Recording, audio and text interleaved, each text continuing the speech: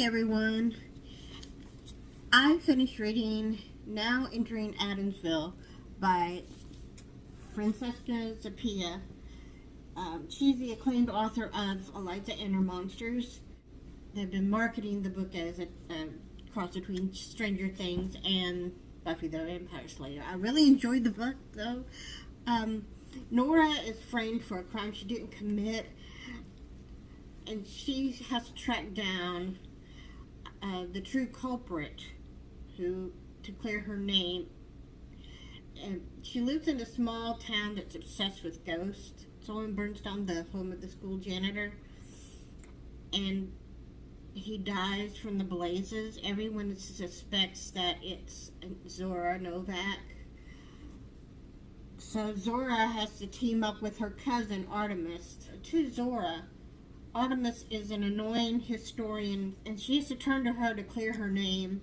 There's, like I said, there's all kinds of witchy fails, and if you really like ghosts and ghost stories, you're going to really like this book. If you like the writing style of Eliza and Her Monsters, you're going to love this book, because this was a beautifully written story. It was well written and so much fun for fall. So I highly recommend this book if you are looking for a good October read. The story, of course, takes place during October, and she has to clear her family name because of all the fires and everything that have gotten started. That she didn't cause the fire, and now that there's a new fire that burned down the janitor's house with the janitor in it, everybody says that Zora started the fire, and she didn't. This book has 3 different stories: Sweet Magic by Donna Kaufman, The Spells Disaster by Allison Charles, and then Sweet on You by Kate Engel. And all 3 stories take place around this bake shop where there is this Italian ice cookie that has a spell on it to help you find your true love, which I thought was very interesting. And all the stories take place around Halloween in the small town of Moonbright, where Halloween is a big deal. There's parades and everything. So it is a romance book. It's not a mystery. It is very romantic. The intimate scenes so far have been very tasteful and very beautiful. So if you're looking for a tasteful, romantic fall read, definitely go into this book. I've finished 2 of the stories in here, and I'm hoping that the 3rd story will be just as good. So if you have a chance to pick this book up, I hope you do, because I really love the romance in the book and the fall feels, and it makes me swoon. Hi. So I finished the bake shop at Pumpkin and Spice. All 3 stories are tied together by the Bella Luna words are hard today. By the Bella Luna Bake Shop Bakery, which is on the corner of Pumpkin and Spice.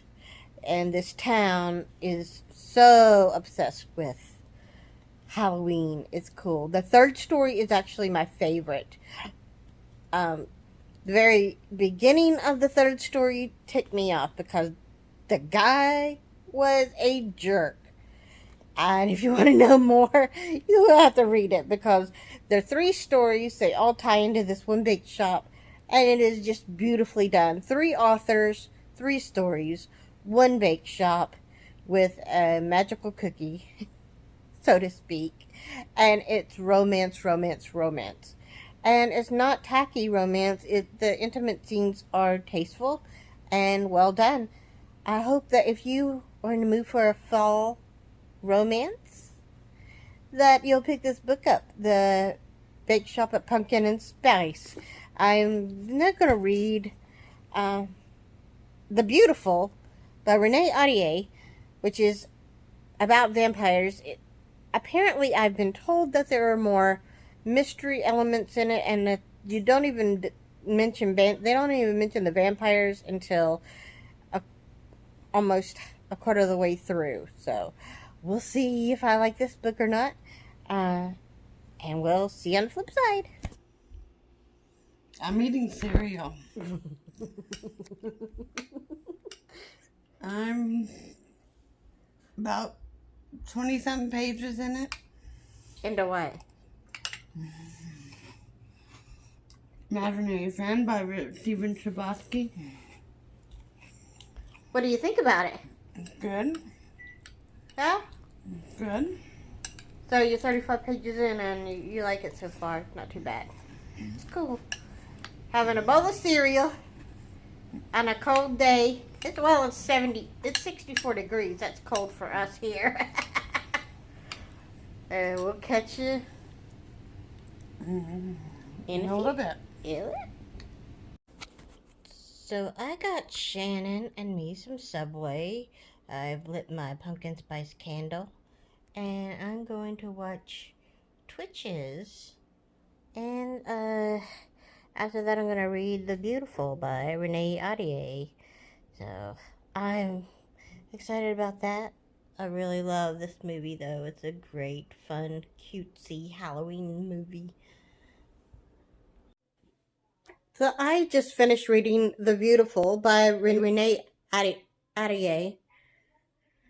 And this was a very good book. I really enjoyed the book because it reminded me a lot of the Stalking Jack the Ripper series, especially Hunting Prince Dracula, one of the books in that series by Carrie Maniscalco. The Beautiful takes place in New Orleans. And it's about this girl, Celine, who travels from Paris. And on her way from Paris, on the boat called the Aramis, the boat stops off in port at Liverpool, England, picks up her friend Pippa, and then the boat heads off to the United States to New Orleans.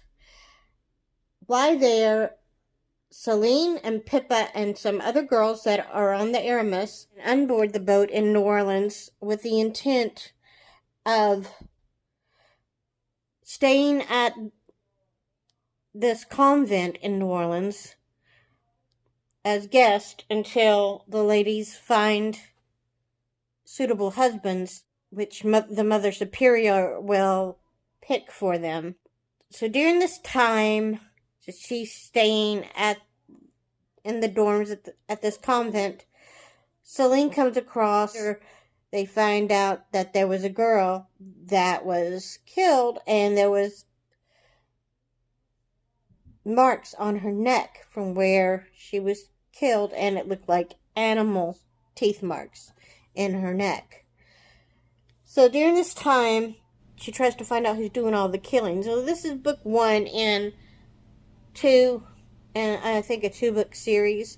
So the book does have to be continued blues, so if you don't want to have to deal with reading a sequel or the second book in a series, then it might not be the book for you. But if you do like the Carrie Maniscalco Stalking Jack the Ripper series, you will definitely like this book. It has mystery, and it mainly centers around Celine and Pippa and the girls at this convent that stay in the dorms at this convent, and whom the Mother Superior looks after, rather than the vampire, because we're trying to figure out who this vampire is.